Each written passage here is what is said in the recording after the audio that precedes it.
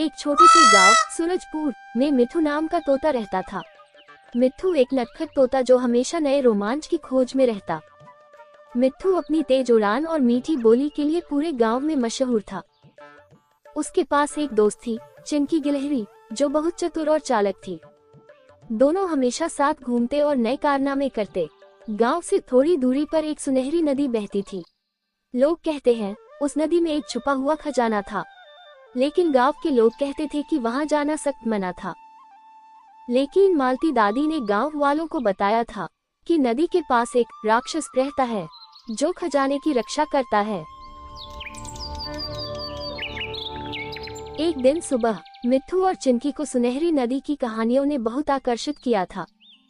चिंकी ने कहा, मिट्ठू, अगर खजाना सच में है तो हमें गांव के लिए कुछ करना चाहिए।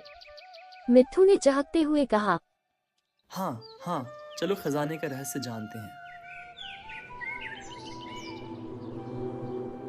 अगले दिन सुबह दोनों नदी की ओर निकल पड़े।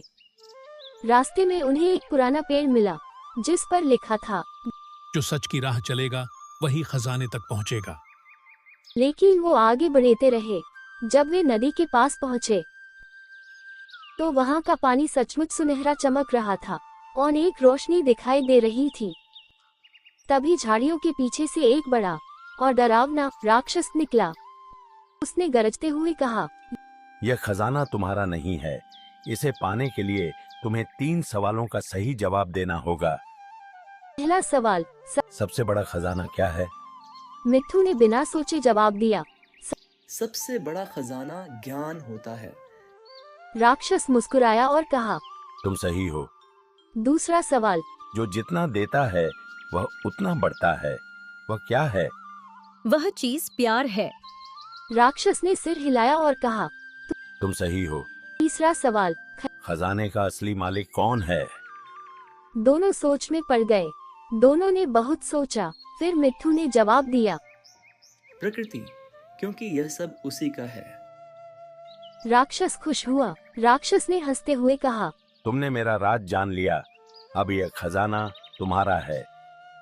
लेकिन कोई खजाना, कोई सोना चांदी नहीं था, बल्कि सुनहरी नदी के पानी को शुद्ध रखने का जादुई मंत्र था। उनको मालूम हुआ कि नदी का पानी पूरे गांव को स्वस्थ रखता था। राक्षस असल में एक रक्षक था जो ये सुनिश्चित करता था कि कोई लालच में नदी को गंदा न कर सके। वो दोनों गांव वापिस आ गए। मिट्ठू और चिंकी ने खजाने का रहस्य गांव वालों को बताया। सभी ने प्रण लिया कि वे नदी और प्रकृति का हमेशा ख्याल रखेंगे। मालती दादी ने उन्हें गले लगाया और कहा, तुम दोनों ने गांव को असली खजाना दिया है। इस तरह मिट्ठू और चिंकी की बहादुरी ने सूरजपुर को हमेशा के लिए बदल दिया। सीख, प्रकृति का संरक्षण ही सबसे बड़ा खजाना है।